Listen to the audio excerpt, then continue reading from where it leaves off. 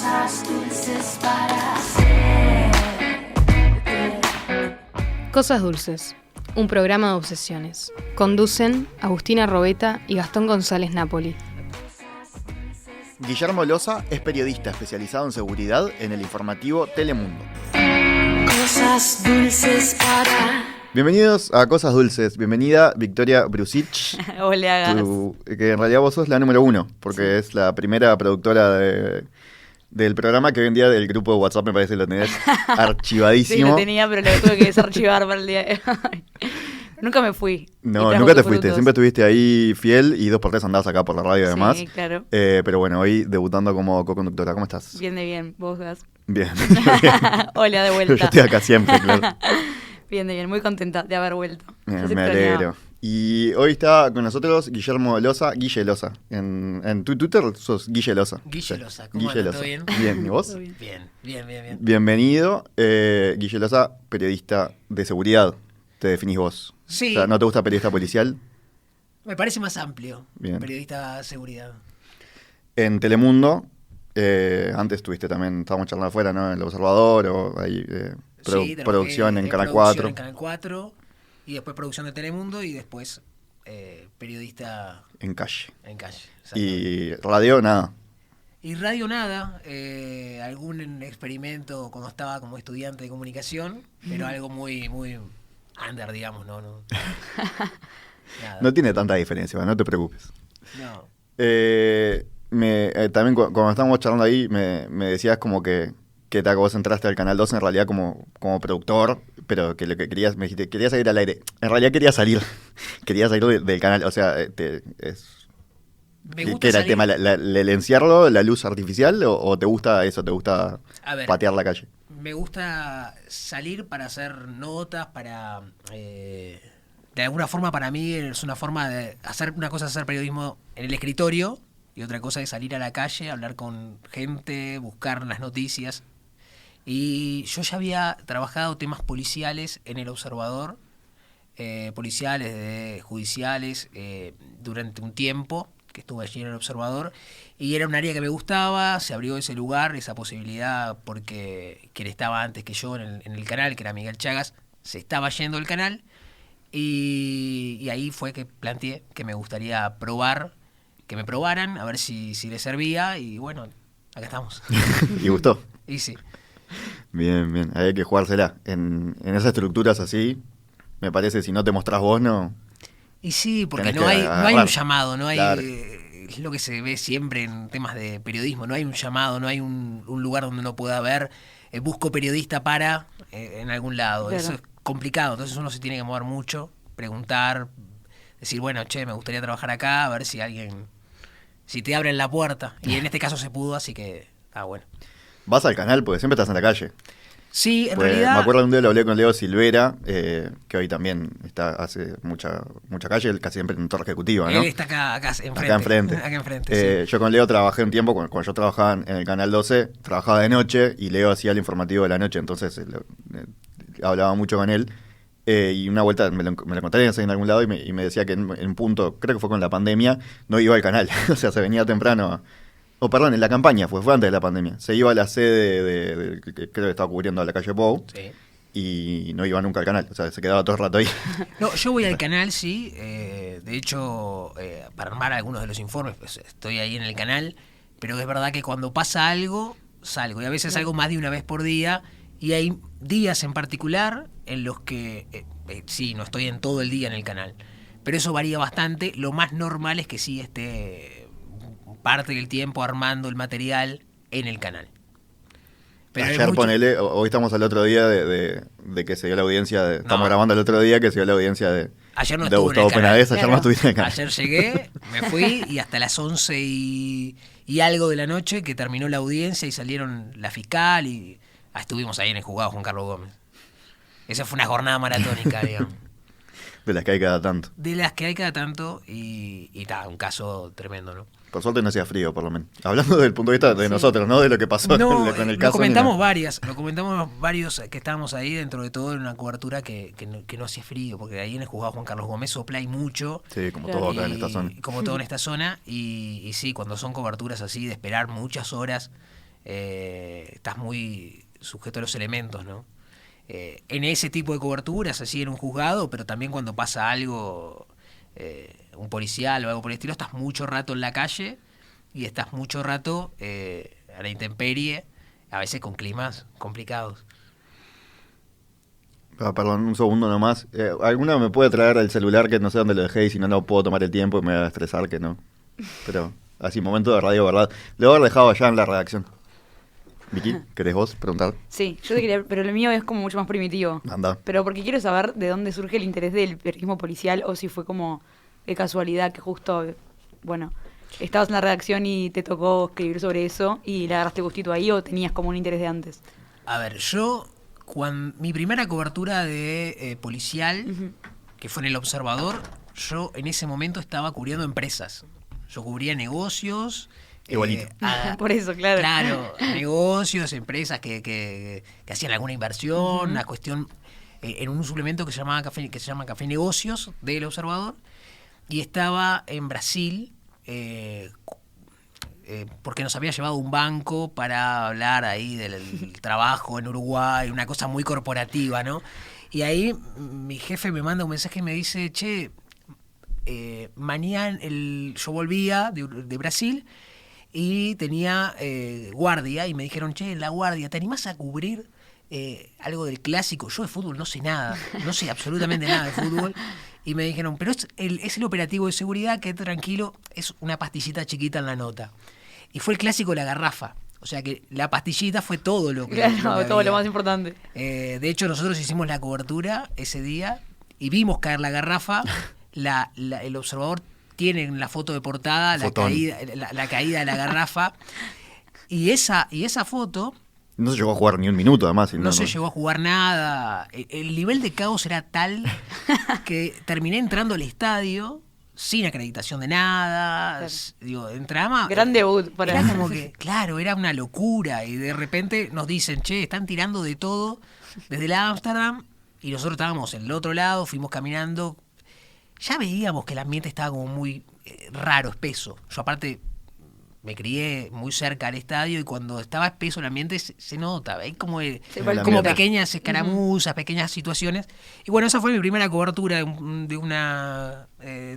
tema policial. Después se da la casualidad que también se abre un lugar en El Observador para pasar de empresas que yo quería pasar a lo que es la sección de actualidad. Se abre en ese lugar y bueno, empiezo a cubrir. Y después me empieza a interesar mucho el tema de narcotráfico, los casos judiciales que hay que llevan mucho seguimiento y lo que es narcotráfico empieza a como interesar mucho y ahí empiezo a trabajarlo y ahí estoy 3 años, una cosa así, y después sí me paso a Canal 4 primero y después de allí paso a Telemundo y cuando sale el lugar me había quedado como el gustito Claro. de aquella cobertura y bueno, seguí por ahí. Genial. ¿Qué significa agarrarle el gustito? Pues, ¿qué es lo que te atrae de esos temas? Pues son temas que son súper importantes, pero a la vez mucha gente los ve como morbosos, ¿no? Como que en algún momento se agarró esa fama al periodismo policial. Hay una discusión sobre eso, sobre si es un tema que es morbo. Yo creo que mucha gente que lo consume tiene un elemento que es el morbo. La razón de su existencia no es el morbo, pero el morbo está en algún punto, ¿no? A mí lo que me parece que es interesante es mostrar que existe un Uruguay distinto al que normalmente muchos estamos habituados. Para nosotros es normal una cantidad de situaciones, o es anormal una cantidad de situaciones que para otras personas son extremadamente normales. Muchas veces cuando estamos en una cobertura de policiales, se te acercan niños que te preguntan cosas. En Villa Española se me acercó un niño que mientras estaba hablando con nosotros, alguien le gritaba que era un alcahuete, que saliera de ahí, que no hablara con nosotros, y este niño se refiere a un peine de 30. ¿Qué es un peine de 30? Para el que no sabe, el peine de 30 es lo que se utiliza como para aumentar la cantidad de balas que entra en un arma. Yo a la edad de él no sabía lo que era un peine de 30. Yo a mi edad tampoco. Entonces, este Tampoco. niño lo tenía Realmente. habituado, este niño lo sabía.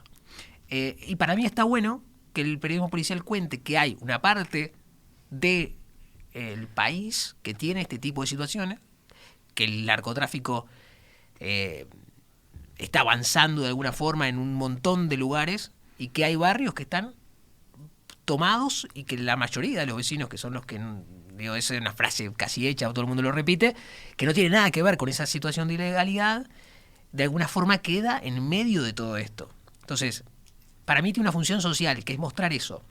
Yo lo hago porque me interesa mostrar cómo existe una parte de la sociedad que vive en una situación de marginalidad al margen de la ley, donde hasta los partes policiales se refieren a algunas zonas de Montevideo. Cuando uno lee un parte policial, por ejemplo, hay una persecución y los delincuentes huyen hacia la zona marginal. Eso lo dice un parte policial que es un documento público.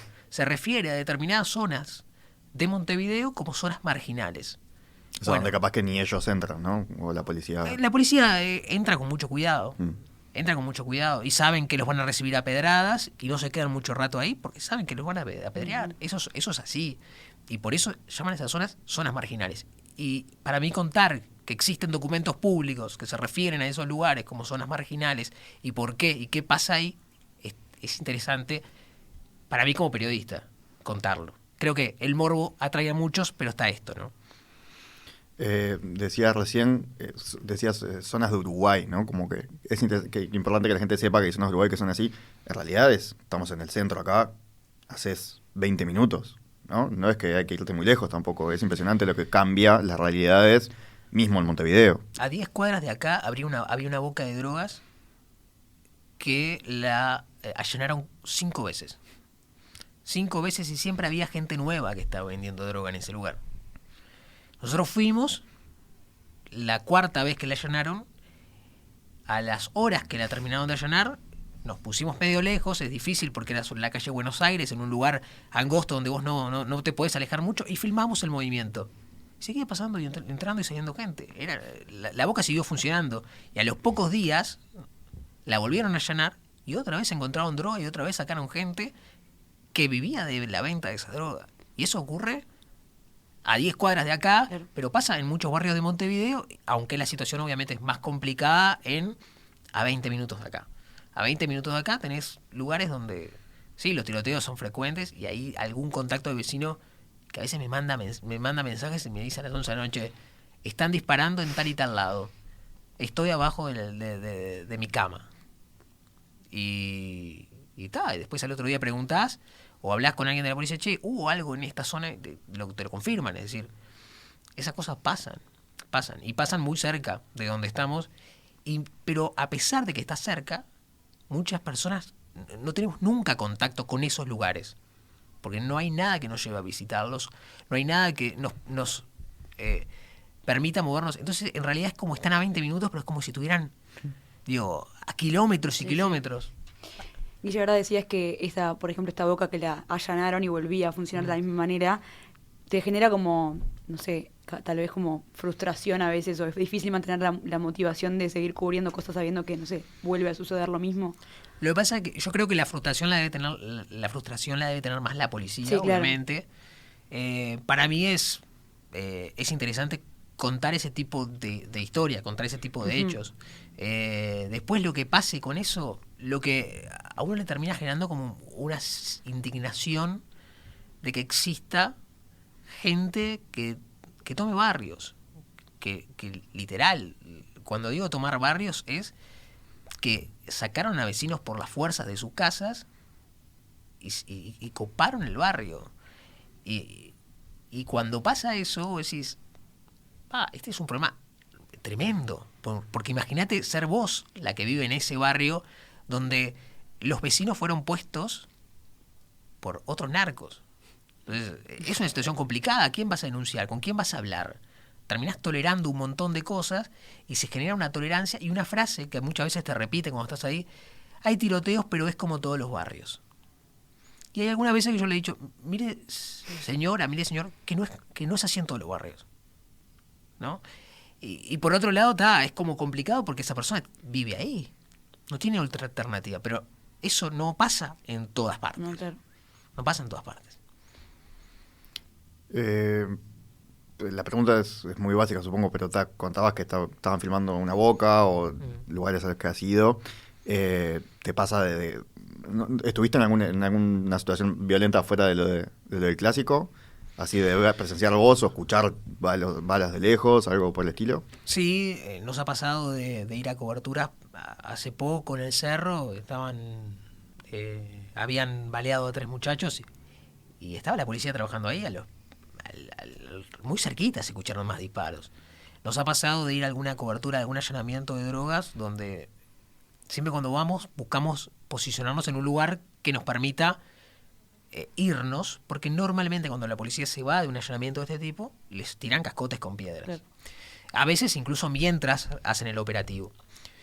Y nos ha pasado una en el barrio 1 de Mayo, que estoy tratando de pensar cómo lo ubico, pero es relativamente cerca de Casaballe. Allí... algo que descubrís cubriendo policiales, me imagino, es la cantidad de barrios que hay en Montevideo, ¿no? Porque sí, hay muchos barrios chiquitos que uno los engloba capaz en... Y la cantidad de barrios que están superpuestos, que son un barrio dentro de un barrio dentro de un barrio. ¿Dónde está el límite? Y nos pasó de quedar en una calle cerrada y empezaron a volar cascotes, impresionante, pero muchos cascotes. Y cuando la policía se va, nosotros quedamos trancados, entonces nos tenemos que ir con la policía y el chofer aceleró. Y como pudo en un camino que era, obviamente no era un camino de asfalto, no era un camino, estaba lindo, y volaban las piedras por todos lados y no nos impactó ninguna. O sea, no, el auto salió ileso, impresionante. Era como que esquivábamos, pero era complicado. A veces pasan esas cosas y después también hay momentos en los que vos no te das cuenta hasta qué punto estás en una situación o te metes adentro de un barrio porque te avisan que hay no sé. Nos pasó en Casabó que había un homicidio en un lugar concreto. Nosotros queríamos llegar ahí, pero claro, no es que hay algunas zonas donde las calles se hicieron después que las casas, entonces las calles no están pensadas para ser circuladas, sino que es lo que hay. Y entras como una especie de callejón y no sabes dónde te estás metiendo y no había policía. Y a veces pasa que llegás antes que la policía, porque la policía levantó al herido, lo trasladó y priorizó trasladar al herido y después fijarse si hay algún indicio, algo en el lugar para levantar. Y en ese momento, cuando vos estás entrando a un lugar donde acaban de balear a una persona, donde la situación sigue caliente y no sabés hasta que te metés muy adentro si hay o no hay policía. Pues no lo ves, no es una cosa que uno lo pueda ver de la esquina, sino que tenés que estar prácticamente sobre el lugar donde pasó el hecho, ¿no? Claro, no es que tiene la sirena prendida hacia el mango y lo venís escuchando de lejos. No, porque son calles angostas, porque no tenés con muchos ángulos, entonces no ves a dónde te estás metiendo. ¿Y cómo se manejan cuando llegan y no hay policía? Nosotros en general no nos quedamos, damos la vuelta, buscamos, esperamos a que la situación, que haya alguien, porque tampoco nos podemos regalar. No, claro. O sea, somos un equipo de 3, es un equipo en el que está un chofer, un cámara y yo. No te puedes regalar, tenés que pensar mucho dónde te vas a meter, cómo te vas a meter, y hay lugares donde incluso con presencia policial tenés que tener cuidado porque le han disparado a policía en medio de un operativo, es decir, vos sos mucho más fácil de disparar. Claro, sí, no es que estés salvado porque esté la policía ahí. No. Para empezar no tenés chaleco. Para empezar no tenés chaleco. Estás menos desprotegido. Para empezar no tenés chaleco, no tenés casco, que el casco es importante por las piedras. Está bastante protegido. Sí, igual viste, en Argentina a veces aparece alguno, me acuerdo en Rosario hace un tiempo estaba, creo, el pelado Trebuc, ¿viste? Que estaba como con chaleco, casco, todo, ¿no? Porque en Rosario están con un tema del narco, y la gente se le reía de que estaba... Pero en realidad está bien. Está bien, pero corres un riesgo si te pones un chaleco. ¿Que piensa que sos policía? No, porque el chaleco tiene valor. Claro. Entonces, te lo pueden querer sacar. Ah, bien. No es tan fácil, a ver, un celular también tiene valor, pero un chaleco se consigue con más dificultad y un chaleco es importante para cometer una rapiña. Entonces, si vos andás con chalecos y todo el mundo sabe que andás con chalecos, te pueden parar para rapiñarte el chaleco. Entonces, en realidad, ¿qué seguridad te estás dando? Claro. No, tenés que buscar. A ver, tampoco esto es meterse en el medio del tiroteo, meterse en medio del... Nos pasó una vez nos pasó que terminábamos de cubrir un operativo policial, y sabíamos que había un allanamiento de drogas Y en el proceso empezamos a seguir este allanamiento de drogas. Cuando llegamos al lugar, la idea era filmar el momento en que los policías bajan de ese allanamiento, y cuando están bajando y se están acercando a la casa, el cámara está bajando también, tranquilo, empiezan a sonar disparos para todos lados. Porque los que estaban adentro de la casa creyeron que les estaban yendo a rapiñar la boca.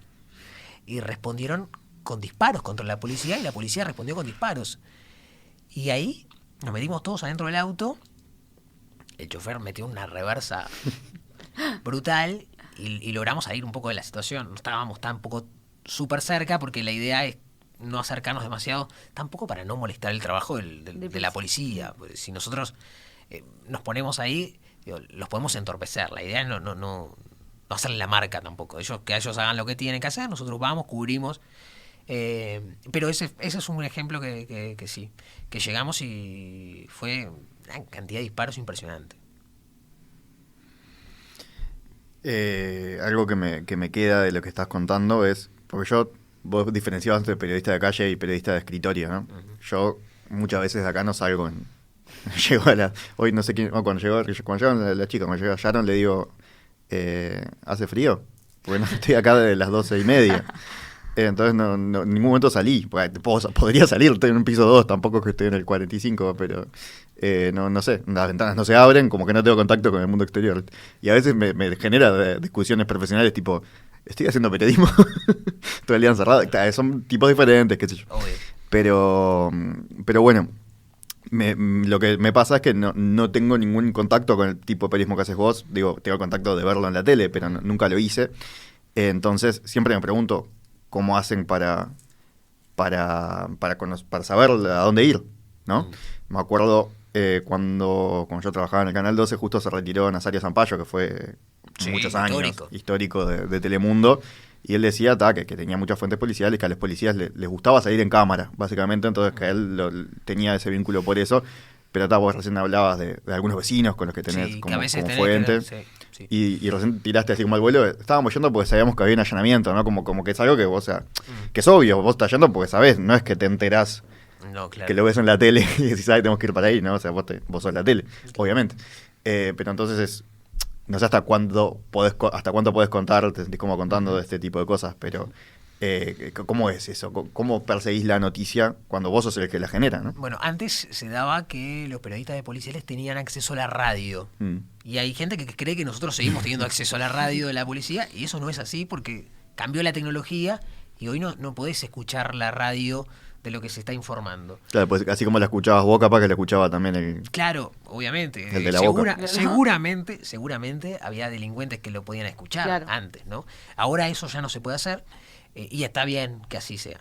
Lo que ahora hay es fuentes tanto policiales, fiscales, como fuentes de vecinos que te avisan de determinadas situaciones. Obviamente, no es que tenés 400 millones de vecinos, pues imagínate que para tener cubierta todo Montevideo y además parte de Canelones, tendrías que tener mucha gente. Entonces, hay zonas y hay lugares específicos donde se repiten y ocurren las situaciones permanentemente. Y ahí tenés. Después hay gente que se acerca y te quiere, de alguna forma, contar, porque hay mucha gente que en una situación de mucha indignación, están cansados de tener la boca frente a la casa, cuando hay algún movimiento, cuando hay algo que pueda haber, hay movimiento de policías acá, o cuando hay tiroteos, en Villa Española, que pasaba permanentemente, hay vecinos que en algún punto te avisan, pero fundamentalmente son fuentes policiales que de alguna forma te acercan esa información, y es información que tiene diferentes niveles. Puede ser del dato, pasó esto es, por ejemplo, hubo una rapiña en un supermercado, a tener un poco más de información sobre la investigación y sobre cómo avanza esa investigación y si va a haber algún allanamiento, no va a haber algún allanamiento. Es información que vos tenés que cuidar mucho, porque entre otras cosas no podés publicar una información que entorpezca una investigación y que deje a un asesino, a un violador o a un delincuente que haga asaltos libre, ¿no? Entonces hay una cuestión de balance, y también tiene que tener un sentido lo que vas a publicar, ¿no? Pero, o sea, las fuentes policiales es porque Porque hay un laburo de fuenteo seguro de sí, ganar confianza uno y genera demás. confianza. Pero que a ellos les interesa que vos sepas, ¿no? Hay gente, sí, les interesa que vos sepas, les interesa también que se conozca el trabajo que hacen, porque muchas veces, bueno, la gente despotrica mucho contra la policía. Claro. Y la realidad es que muchos de los que cuestionan a la policía, cuando tienen un problema, llaman a la policía. Y sí. Entonces, hay una contradicción ahí. Y muchos de los policías lo que quieren es que te conozca el trabajo que hacen.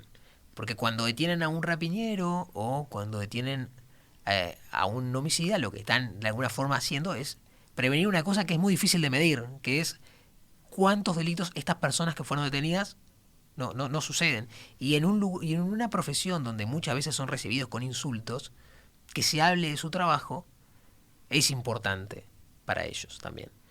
Y la verdad es que tampoco estoy en la psique como para decir qué es lo que los motiva a dar información o a contarnos qué es lo que se está haciendo. Yo creo que hay un elemento que es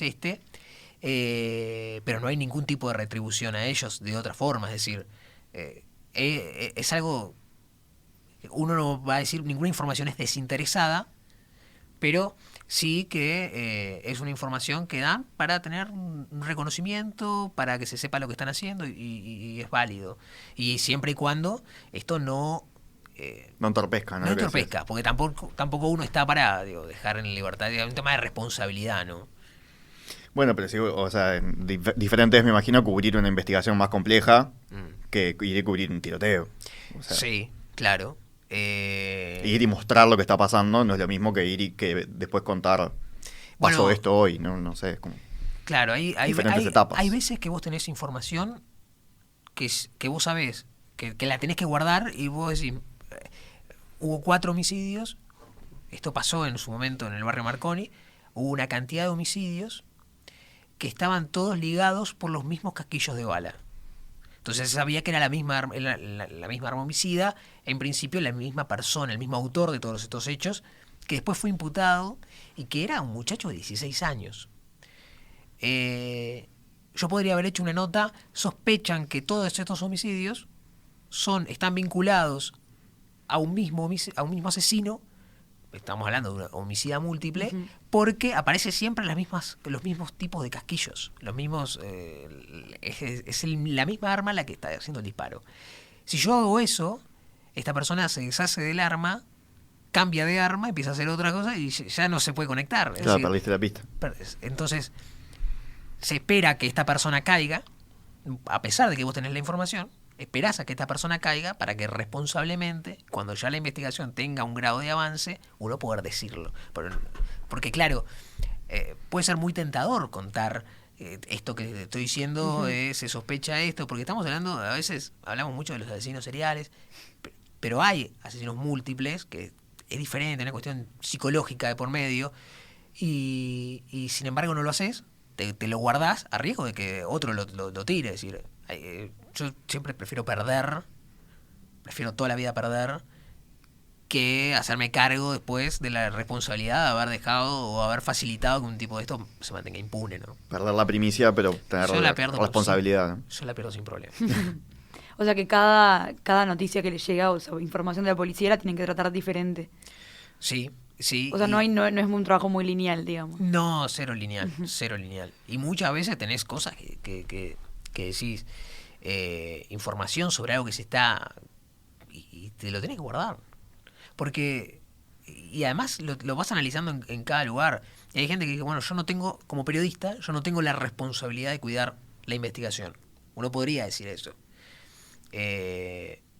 Yo tengo la responsabilidad de informar. Mi responsabilidad queda ahí. Yo prefiero yo entiendo eso, que mi responsabilidad es informar, pero tampoco es informar por informar. O sea, si yo termino generando que un tipo de estos salga y después mata a otra persona, es como que ¿para qué informé? ¿Me explico? Es decir, hice más daño del que aporté informando. Me acuerdo que hubo no sé si se acuerdan, el secuestro de Milvana Salomone, 2015, por ahí. Vos, Vicky, no, capaz, eras niña. Pero, Guille, no sé cuántos años tenés vos, pero 32. Bueno, estamos ahí. Sí. Parece más chico. Me acuerdo con ese caso hubo toda una discusión periodística porque salió alguna información. Salieron unas imágenes donde se veía el auto que utilizaron Sí. para el secuestro, de la forma en la que se transportaban, y después de ese auto se deshicieron. Eso dificultó la investigación. Y ese es un buen ejemplo de que está buenísima la imagen del auto, pero si yo doy esto y el pensamiento es así. Está la hubieran buenísima la encontrado imagen, muerta. está espectacular. A ver, hay ejemplos o situaciones cuando... Ojo, porque yo creo que acá la responsabilidad que hay hoy, que no sé cómo era tanto antes, pero de mis colegas también es muy alta. Es decir, hay casos que han habido donde se manejó la posibilidad de un secuestro y se empezó a circular un muchacho que estaba desaparecido, y la información que nosotros teníamos del seguimiento de ese muchacho desaparecido era que estaba secuestrado y que había habido hasta un pedido de rescate por ese secuestro. Nosotros podríamos haber dicho, la policía investiga un caso de secuestro con esta persona como secuestrado, están pidiendo un rescate de X. Si yo hago esto, el muchacho seguramente aparezca muerto, ¿no? Y si no, seguramente, bueno, existe una probabilidad, ya eso me basta. Y no lo publicó nadie. Lo teníamos todos eso. Me consta que lo teníamos todo. No lo publicó nadie. Después que se corroboró que no había ningún secuestro, y que la situación que había ocurrido, y este es el caso de aquel muchacho que lo mataron para robarle el auto, mientras él estuvo... El de Mercado Libre era, ¿no? Exactamente. No, Mercado Libre no, de... Lucas Zanoli, el caso de Lucas Zanoli. Sí. Se sabía esta situación, se manejaba esta posibilidad de que, en realidad, estos que pedían rescate eran unos estafadores. Cada tanto hay estafadores que, cuando hay personas desaparecidas, le dicen a la familia de esos desaparecidos, que generalmente ponen el número de contacto: tengo secuestrado a tu familiar, pásame la plata, y en realidad no tiene nada, pero se quedan con la plata. Y ese había sido el caso. Nosotros, me consta que todo el mundo lo tenía, nadie lo publicó. Nadie lo publicó. Porque hacerlo implicaba. Entonces ahí hay como una cuestión de responsabilidad, y yo creo que en general, no, tampoco, en general hay responsabilidad. Que no es, capaz que eso fue un error. Sí, digo, estás trabajando con una noticia tan caliente, digo, en el sentido que fuerte, pero más que está pasando en el momento.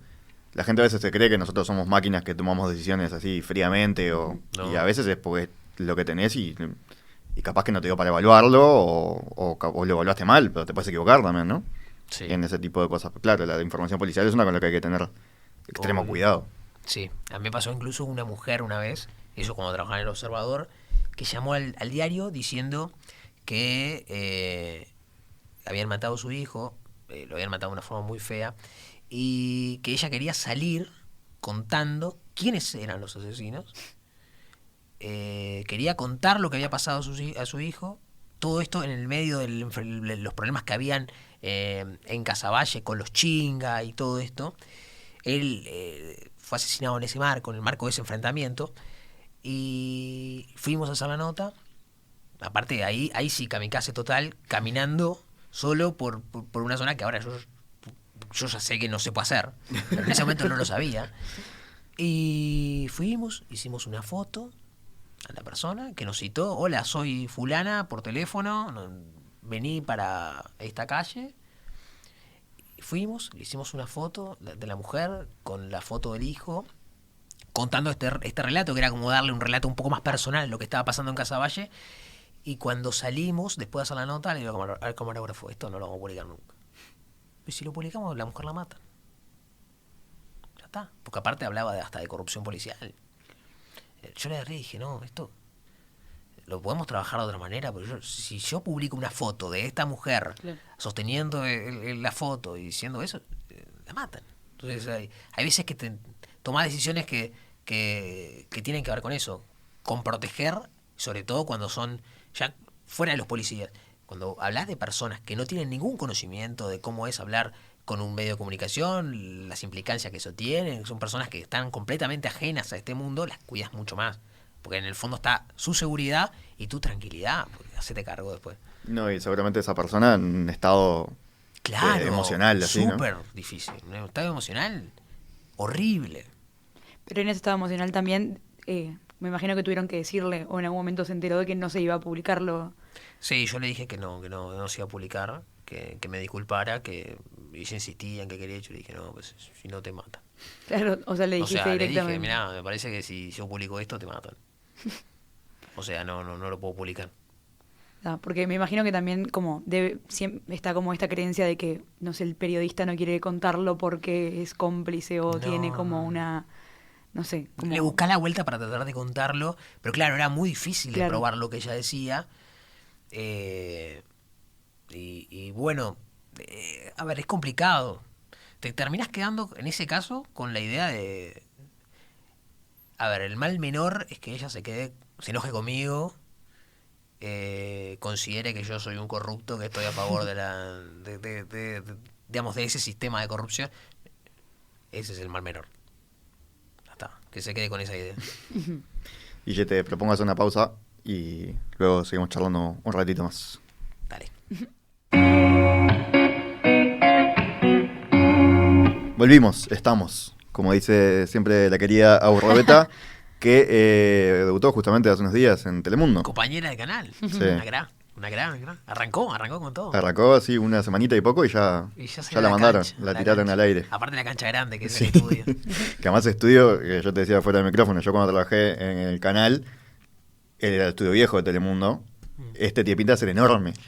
O como que las cámaras están más lejos, no sé, es como... Es grande. El otro es era un, grande. Es era un grande. escritorio, el otro estudio.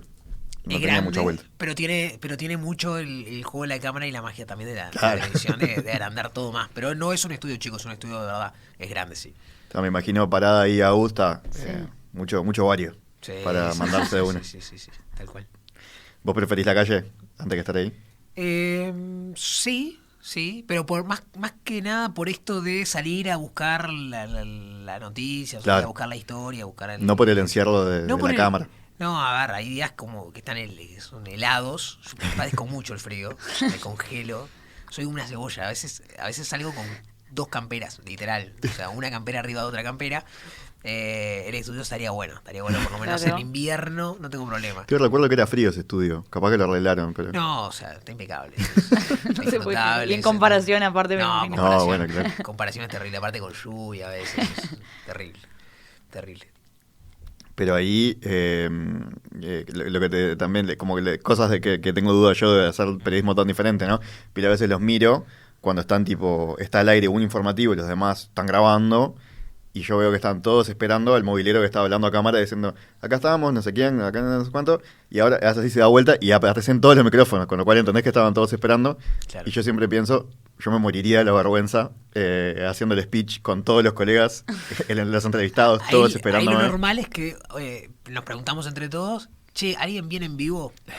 Y quien hace esa introducción es el que está en vivo. Claro. Claro.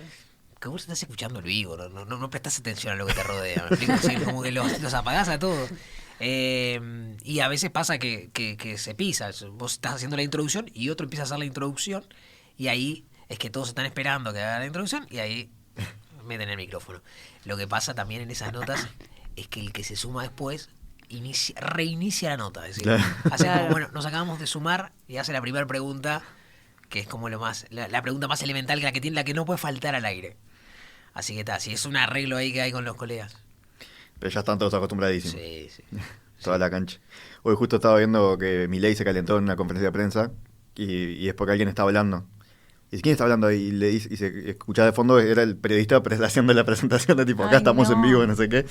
Digo, Claro, pero eso es que es no lo tiene, normal. no tiene Es que no, costumbre con de... eso. Claro. Está Claro, acostumbrado. no está acostumbrado a que le cubran los eventos. Es un político nuevo. Vicky, No, quiero saber, contaste un par de experiencias, pero ¿cuál fue la anécdota o experiencia que más te acordás de haber cubierto y que te haya quedado grabada? Pila, la verdad que pila. De coberturas así. Ujú. Deja de pensar. Pero tengo pila. A ver, es un área de cobertura que tiene como muchas de esas situaciones, ¿no? Bueno, coberturas. Me acuerdo de una en particular que por esto de lo climático que hablaban recién, estaba preparando para salir. Había estado toda la tarde porque habían hecho un allanamiento en un lugar. toda la tarde. Y cuando me están por decir para venir, cayó una bomba de agua impresionante, de costado. Y claro, no estaba previsto, no tenía paraguas, no tenía nada. Y salí completamente mojado, como si hubieran tirado un balde de agua. Me fui a cambiar, pero de este lado estaba seco. O sea, llovía tan de costado. Y no, después lo que tiene la cobertura en la calle es eso, que tenés mucho de contacto con gente. Es normal que se acerquen gurises cuando estás en una cobertura y te pregunten cosas. Yo lo que hago es trato de negociar la salida. Yo negocio la salida con los niños, porque los niños quieren salir. Claro. ¿No? Entonces yo negocio que puedan salir. Y mi negociación es, ustedes pueden quedarse con nosotros, yo les aviso cuando ustedes pueden pasar, y ustedes pasan. Pero a determinada distancia y solo pasar. Claro. Entonces, a veces yo estoy haciendo una presentación, una nota, y pasan niños atrás. Está arreglado eso. Pero vos le haces tipo así con... ¿Cómo es el aviso? Les avisa el cámara. Claro. El cámara les dice pasen y pasan. Me Es algo negociado. Porque, a ver, la contracara de eso es decirles, no pueden pasar, no pueden pasar, y que después hagan una cosa... Sí, te hagan caras, cosas. Te hagan caras. Entonces, en realidad lo negocias. Y me pasó una vez que lo negocié y no la cumplieron la negociación. Se quedaron saltando, bailando atrás. Me tuvieron que sacar de plano porque era una cosa vergonzosa. Y cuando terminó la nota, me doy vuelta y me dicen, ¿estuvimos mal? Sentían culpa. Y yo dije, me parece que le hicieron mal, Boris. Nos tenemos que ir, me dice, ¿nos vamos? Porque yo en general les digo que se queden. Claro. Sí, se tienen que ir. Se tienen que ir. La verdad, me decepcionaron. Y se fueron. Pero siempre está negociado. Bueno, Hay que negociarlo, porque si no, te vuelven loco. Sería genial hacer como ver todas las imágenes y ver cuándo pasan por atrás, pasan por identificar. atrás, pasan por atrás. Y siempre está arreglado. Y a veces les hacemos un poco de trampa y los hacemos pasar lo suficientemente por atrás como para que no se llegan a salir. Claro. Pero ellos quedan con la idea de que sí, lo importante es eso. porque Claro, no están obvio. conmigo. Así que está. Pero sí, esa es. A ver, más allá de la cuestión de la cobertura, que es siempre generalmente temas difíciles, temas complicados, uno trata de que tenga como una cuestión más amena, ¿no? Porque a veces las historias son bravas. Pero tenés estas cosas como que te sacan un poquito de la situación más jorobada. Claro, yo pienso, siempre estás diciendo, hay niños, y en general vos vas a lugares donde no está bueno que haya niños en ese momento. No, pero eso es una de las cosas que más me llama la atención. A veces me pasa de esto de que se ponen niños atrás y eso, cuando estoy simplemente presentando un tape, que en general buscamos un lugar que sea como medio céntrico de Montevideo, me refiero a que me permita ir a distintas zonas de Montevideo, pero también se da que estamos en situaciones jodidas y hay niños que están ahí y vos decís, ¿cómo puede ser que los padres estén habilitando que estos niños estén acá? Un homicidio y hay un niño tranquilamente ahí y los padres los sacan a la calle y se sientan con la reposera poco más y a ver todo el despliegue policial y todo el movimiento y la tele que va. Es complicado, yo no entiendo cómo lo permiten, pero se terminan acostumbrando, ¿no? También es muestra, ¿no? De la situación. Bueno, hay una cuestión de aceptación, claro, de darlo de por normalizar. hecho, de normalizarlo, ahí va, esa es la palabra, de normalizarlo, darlo por hecho, que es normal que hayan tiroteos. Preguntarle a una persona en alguno de esos lugares, no sé, pienso en algunos barrios, preguntar en Cerro Norte, y últimamente ha habido tiroteos, y te decía, obvio, todos los días, forma parte de la vida. Pero repito, no son los vecinos de Cerro Norte. Por nombrar uno de los barrios, pero cuando uno decía en Villa Española, y últimamente hay mucho tiroteo, todos los días, permanentemente y a cualquier hora. Forma parte de la vida. Claro, vos tenés un pantallazo, no solo de lo que decías de otra realidad que pasa más cerca, no sé qué. En realidad es la misma realidad, ¿no? Obvio. O sea, y de repente nos sorprendemos cuando pasa algo en el centro, o en Posito, no sé, en un barrio que no estamos tan acostumbrados, pero me imagino que vos ya, muy bueno, y sí, o sea, está pasando en todos lados en algún momento, ¿no? Como me imagino que vos tenés una comprensión más cabal de ese tipo de fenómenos, de narcotráfico, Sí. de una violencia que los demás creemos que lo vemos en Netflix, y en realidad está acá, está a la vuelta. Sí. ¿Y no te da miedo eso? ¿O qué ¿qué te hace sentir vos al saber que en realidad Montevideo no es... Montevideo es las dos cosas, ¿no? Es la contradicción de esas dos cosas. Hay zonas de Montevideo que tienen estándares de seguridad de Europa. O sea, realmente, si uno va... Nosotros muchas veces hablamos de zona 1, zona 2, zona 3 y zona 4. Montevideo está dividido en 4 zonas. Son las zonas policiales, ¿no? Las zonas policiales, cada una de esas zonas policiales a su vez tiene seccionales. Zona 1 y zona 2, y en particular zona 1, que incluye los barrios, el centro, acá donde estamos ahora, Ciudad Vieja, hasta el Prado, y tiene también Parque Rodó. Son lugares donde no se dan casi homicidios. O sea, realmente hay 2, 3 al año, y hay veces donde no hay ni siquiera uno al año. Y después tenés zonas como zona 3 o zona 4, donde tenés de repente un homicidio por día. Claro. A ver, no todo el tiempo se da, pero donde tenés una cantidad de homicidios y una tasa de homicidios por cantidad de habitantes que es más parecido en algunos lugares puntuales. No diría Centroamérica, que tiene ya niveles más de 40, 50 y hasta más de homicidios cada 100.000 habitantes, pero sí son muy, muy, muy complicadas. Si vos decís hay partes que son europeas, esas son definitivamente latinoamericanas, ¿no? Tasas Esas son definitivamente latinoamericanas. Definitivamente latinoamericanas. Y aparte, de mitad de tabla para abajo, quiero decir, de Latinoamérica, que está complicada. Entonces, ese contraste, esa diferencia, cuestión de, repito, metros, es nada. O sea, son poquitos kilómetros y cruzás y estás en esa situación. Y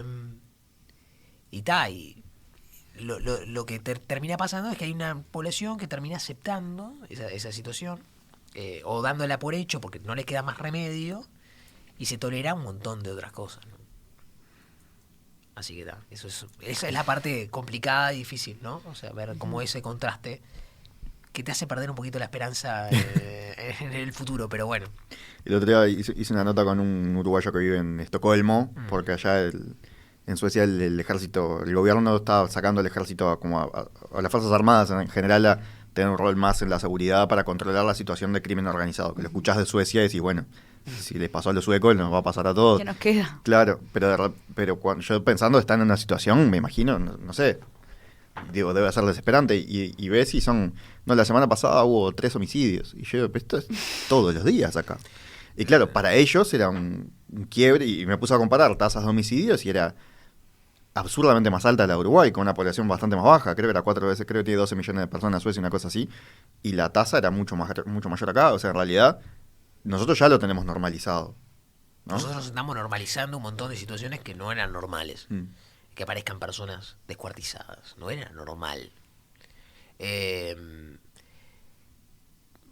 Bueno, por ejemplo, hay una discusión o un tema, en su momento se acuerdan la discusión sobre los llamados, se les decía antipasta, estas personas que salían a golpear a personas en situación de calle. Sí. Y había toda una discusión sobre si existía o no existía. Policialmente nunca se probó que existiera ese grupo que salía con bates de béisbol, que no sé de dónde sacan bates de béisbol, Sí, también. a pegarle a personas en situación de calle. Pero lo que sí sucede y pasa permanentemente es que personas en situación de calle son asesinadas por deuda de droga. Al mismo tiempo que se dio esta discusión, en el barrio Peñarol, en cuestión de un año, habían matado como 6 personas en un mismo campo, que lo tuvieron que limpiar el campo, porque cada tanto aparecían cuerpos. Y eran todas personas en situación de calle. Es decir, no se trata de grupos antipasta, lo que pasa. Hoy en día esto está pasando, pero no lo vemos porque no pasa en el centro, ¿no? O por lo menos quienes a nivel policial se hicieron cosas y ni hablar, pero a veces no está tan sobre la mesa, o es un policial morboso, porque pasa en el barrio Peñarol y no pasa en Positos. Claro, obviamente, no hay un grupo antipasta que anda quebrando, de repente no hay un grupo antipasta que anda golpeando con bate de béisbol, pero hay personas que están calcinando a personas en situación de calle, y esto pasa todos los días. Ayer pasó, ¿no? Una persona en situación de calle asesinada en el oeste de Montevideo. y pasa permanentemente. Y eso también lo tenemos como asimilado, como que forma parte de la vida. Lo admitimos. Te vas como está, es otra noticia más, ¿no? O sea, me imagino vos que es tu laburo, pero incluso a los que miramos, lo vemos en el informativo, es como, qué terrible. Pero en un punto ya Es una noticia más. es una noticia más. Llega un momento que cuando alguna vez está la discusión de, ¿por qué no informan que yo llegué a recibir ese comentario de, ¿por qué no informan que hace 3, 4 días no hay homicidios? Sí. Y yo le dije, el día que tengamos que informar que hace 3, 4 días que no hay homicidios, preocupate. ¿Qué es lo que hace El Salvador? El Salvador informa cuando no hay homicidios. La noticia es que no mataron a nadie. Y que no maten a nadie debería ser lo normal. Claro. Y de hecho, es lo que sucede más frecuentemente, o sucedía más frecuentemente hasta hace no mucho tiempo. Hoy en día, si uno ve la cantidad de homicidios con la cantidad de días del año, Y hay casi uno por te día. queda ¿no? uno por día, Mm. a veces algún día 2, pero sí. No, yo estaba pensando que siento que en muchas cosas el uruguayo tiene como esto de, bueno, acá no pasa, y si bien lo normalizamos mucho más ahora que o sea, que estamos hablando de que muere gente todos los días, de que vemos las noticias de este tipo de situaciones, ¿crees que igual sigue estando instalado como esta cuestión de como no pasa en el centro, en Uruguay no pasan, no hay un problema de narcotráfico real, no? Yo creo que ahora hay más conciencia del problema del narcotráfico. Creo que la gente está un poco molesta, porque hay conciencia, porque hay bocas en todas partes, pero creo que no hay real conciencia de lo que está pasando. Es decir, yo creo que la magnitud de lo que está pasando, la gente sabe que hay un problema de narcotráfico, pero no sé si es consciente completamente de la magnitud del problema. Porque ya te digo, ustedes llegaron a la edad que tienen sin saber que es un paine de 30. Y ese niño de 12 años con el que hablé, lo sabía perfectamente. La madre estaba presa, me dijo. Quería ser abogado para defender a los amigos. Esa era su aspiración. Y la realidad es que muy difícilmente él llega a ser abogado, ¿no? Porque de verdad que hay un problema para que esos muchachos sigan después en el sistema educativo y avancen y hagan además una carrera terciaria. No te digo terminar liceos. O sea, entonces de alguna forma damos por hecho un montón de cosas que pasan, pero no somos completamente conscientes que en algunos lugares la gravedad es tremenda. Digo, hay barrios que están tomados. Una vez hablaba con un policía y me decía, allanamos todas las casas de esta cuadra. En distintas oportunidades allanamos todas las casas de esta cuadra. Y no es porque todos los vecinos están en esa. Porque evidentemente no, pues si todos los vecinos estuvieran en esa, imagínate el problema que tendríamos, ¿no? Evidentemente es una minoría, pero es una minoría muy ruidosa, extremadamente ruidosa. Y esto de que hay vecinos que se cansan de vivir entre el tiroteo y se van. Se terminan yendo con lo opuesto, vendiendo sus casas regaladas, a veces algunos a punta de pistola, porque de repente tenían un hijo que sí consumía, que no pudieron hacer nada porque para tratar de que deje la droga, porque el lugar para recibir tratamiento le queda a más de 1 hora en ómnibus. Es decir, con lo difícil que es hacer un tratamiento para tratar una adicción, encima tenés que tomarte 2, 3 ómnibus para llegar al lugar para recibir el tratamiento, imagínate. Me da pereza de solo pensarlo. Y esas personas se terminan yendo de los barrios, dejando casas abandonadas que son tomadas por estas personas de estos narcos. Entonces te terminan tomando el barrio. Cuando querés acordar de un montón de casas de la cuadra, hay muchas que están en esa situación. Vicky, vos hoy estabas viendo que la parte de Guille en TikTok también, ¿no? Sí. Quería preguntarte por qué te parecía como importante o interesante llevar a TikTok como todo este mundo de las noticias policiales. Bueno, me parecía que era una forma de poder hacer algo distinto. A ver, en principio mucho de lo que hago en TikTok tiene que ver con la cobertura normal. Sí, yo me ¿Qué- di qué cuenta de un hago? poco de eso. Sí, que es como similar a lo que ya haces en... O sea, es la cobertura, Sí. son los policiales hay mucha gente que no se informa, que no se Claro. informa en televisión. Pero además, últimamente he tratado de hacer cosas que no tienen tanto que ver, pero que son temas que me interesan. Por ejemplo, el tema de los secuestros, ¿no? que parece como que es algo que acá en Uruguay no pasa, pero que en realidad pasa en un submundo. En un submundo hay secuestros en Uruguay. Entonces eso me gustaba contarlo en el formato ese, que es una forma de hacer algo distinto a lo que estoy haciendo en el canal, y llegar a un público que hay personas que me han dicho, yo te sigo en TikTok, pero no te ubican por la tele, Claro. te ubican por TikTok. Ujú. O sea, ¿sentís que es un espacio para hablar también un poco de los temas que te interesan Sí. tratar y no podés en el día a día? Sí. Y le dedico a veces tiempo libre, por lo menos a pensar a qué otras cosas distintas a las que ya vengo haciendo puedo hacer. Tratando ahora últimamente de no hacer tanto la misma cobertura que hago, salvo que sea algo muy fuera de lo normal, porque si no es como que es repetir lo mismo, Claro. ¿viste? Pero es verdad que en realidad son públicos distintos, porque hay mucha gente que consume redes que no consume nada más que redes. Ujú. Pero probablemente si pusieras el tape de Telemundo en TikTok, No, capaz sí, que obvio. le hacen scroll, ¿no? Sí. Lo he probado y no funciona. Ven el formato y dicen, esto no. Pero Claro. hasta porque la pantalla es horizontal, ya Claro, solo por ese detalle ya perdés. Sí, obvio, tenés que pensar en algo más para ese formato. Y los comentarios que te llegan y que te dicen generalmente. Y ¿sabes qué hay de todo, Agarro? Hay mucho comentario muy tóxico. Sí, por eso. Y aparte con estos temas, me imagino que aparte Hay se debe muy mover comentario mucha tóxico. emoción. Hay comentarios que nada, que les interesa la noticia y hay gente... Me pasa mucho que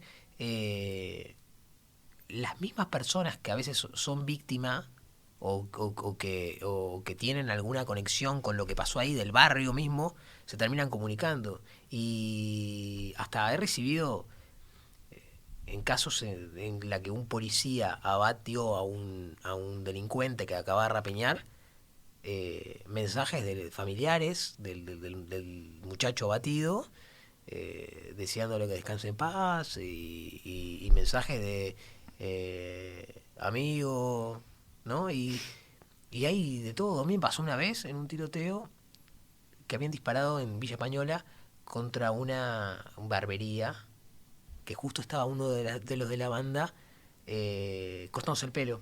Y dispararon. En el lugar había un niño de 9 años y estaba el peluquero, que no tenía nada que ver, estaba cortando el pelo. O sea, el hermano del peluquero me preguntó si iba a salir en TikTok.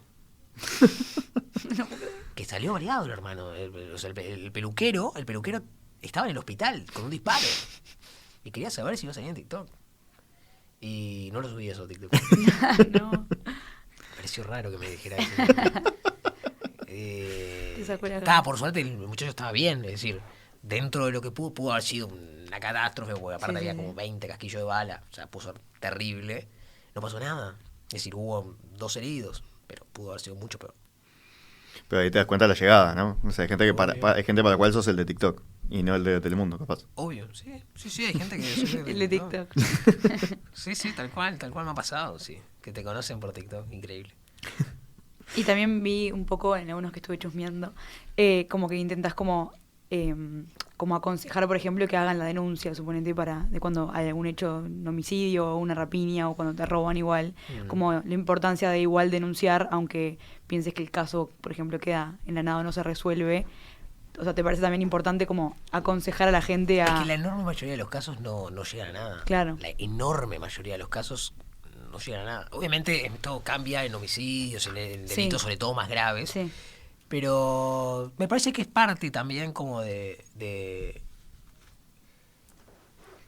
A ver, a mí es como te digo, un poco me da bronca que no pase nada. ¿Me explico? Que los locos que se dedican al tráfico no les pase nada. O sea, que la policía haya hecho decenas de allanamientos en Villa Española y que no haya aparecido un arma. Porque los vecinos que viven ahí están podridos, están cansados de que no haya de que haya disparos toda la noche, de que cada tanto entra una bala perdida. La otra vez entró una bala perdida en una casa donde había una familia. Entonces, es como, me parece una forma de capaz que de botón, porque a veces te gritan, ¿no? Pero que nada, que la gente denuncie. Porque si no se denuncia, si no denunciás, después no te quejes. Claro. ¿no? Porque si no denunciás que andan robando autos en tu cuadra, después no te quejes si te rompen el vidrio y te roban. Porque el patrullaje se determina en buena medida por las denuncias. O sea, no denunciar es como permitir que eso siga sucediendo. El tema, para mí, hasta responsabilidad civil, ¿viste? Yo soy medio así, medio pesado con las responsabilidades civiles. Medio botón. Medio botón, sí, tal cual, tal cual. Perdón, esto es cosas dulces, así que Sí, arrancazo te de iba a pizza. decir. Pero... y apareció en cámara, además agarrándolo, así que ya no estará muy contenta. Del otro lado. Yo tengo una pregunta más, no sé vos, Dale, Vicky. dale. Casi me atraganto, hubiera estado muy bueno que muriera ahogado en la... después lo reportás en TikTok. Claro. Cosas Dulces es un programa de obsesiones. Entonces la pregunta que le hacemos a todos los entrevistados es, Guille Loza, ¿qué te obsesiona? Me obsesiona el trabajo. Soy muy, muy, muy obsesionado de trabajo. Me obsesionan los perros. Me encantan los perros. Muchas veces en las coberturas le saco fotos a todos los perros que veo. Me encantan los perros. Creo que lo que más me obsesiona son los perros. Sí. Trato de me da cosa, aparte que es mucho que está abandonado, ¿no? Sí, me imagino mucho. Muchísimo. Eso, como que No sé, constantemente es todo sarna. agridulce. Sí, todo como que bueno o malo. Claro, Pero- niños recontentos, pero bueno, estábamos cubriendo una Claro, misión. claro, exacto. Perros Claro. divinos, pero... Pero le faltaba una pata. No, pero me encantan los perros. Me obsesionan mucho. Bien. Claro, pero digo, está bueno que te obsesione eso justamente porque si te obsesiona el trabajo, me dijiste, pero Obvio. si te obsesiona los hechos policiales, que hay gente que le obsesiona, los que hacen, acá no sé si hay tanto, bueno, ahora unos argentinos que escucho empezaron uno, pero podcast de True Crime, como le dicen, ¿no? Está lleno, o sea, hay mucha gente que ahí sí me parece que es definitivamente morboso. 100%. ¿no? Hay un podcast yankee que se llama Mi asesinato favorito, por ejemplo. O sea, Bueno. está. Hay un tema con la familia. O sea, si vos imagínate ser la familia Del de ese asesinato. caso. Claro, es horrible. Incluso se discutió cuando salió la serie en Netflix de Jeffrey Dahmer hace poco. Recuerdo escuchando que los eso. familiares no les Pila copaba de tanto, discusión ¿no? por eso. Pila de discusión por eso.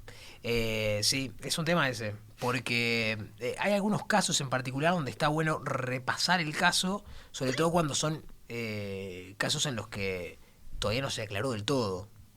Porque incluso las familias piden que el caso siga. Una manera de mantener la Como investigación. Claro, porque es una forma de que, bueno, ¿por qué todavía esto no se sabe?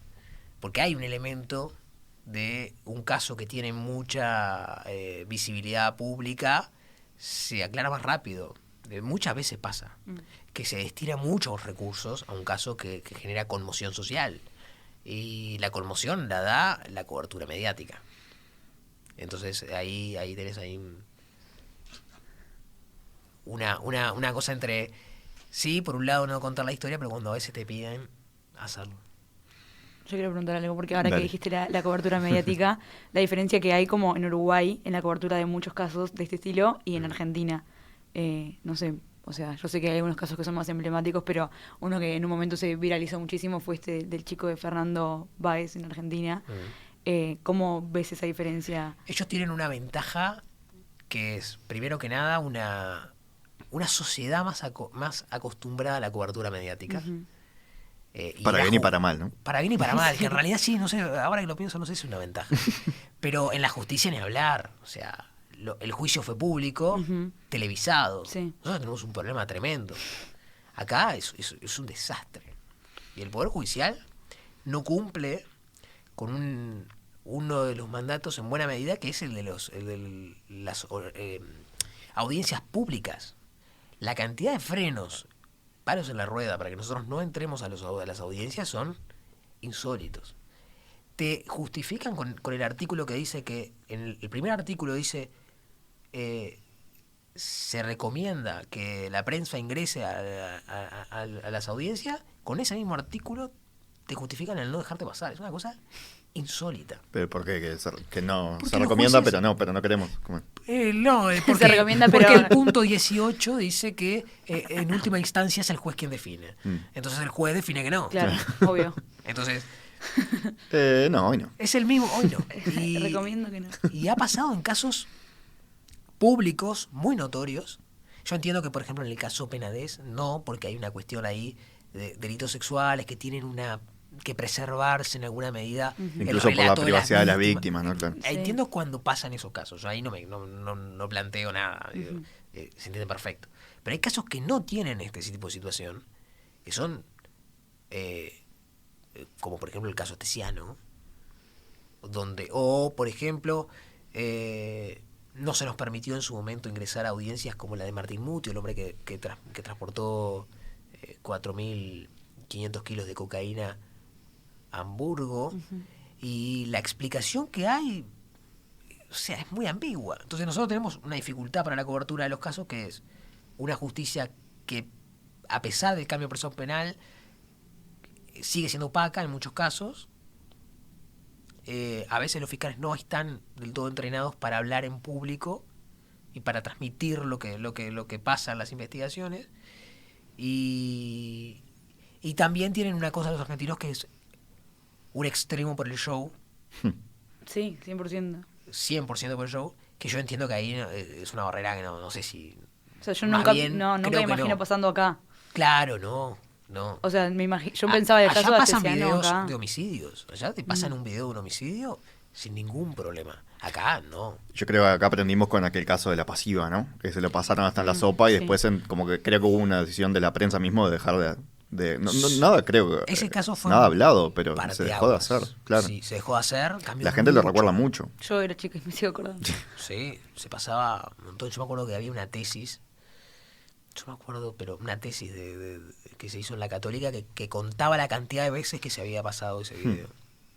Y planteaba, en una tesis sobre seguridad, y planteaba eso, o sea, fue una cobertura que marcó mucho, y donde evidentemente se hicieron las cosas mal, ¿no? O sea, pasar tanto un video pensándolo en la familia. Pero también hay una cuestión, y es que lo que pasaba en esa época nos llamaba más la atención que si pasara ahora. ¿Me explico? O sea, en 2013 fue esto, nos rompía más los ojos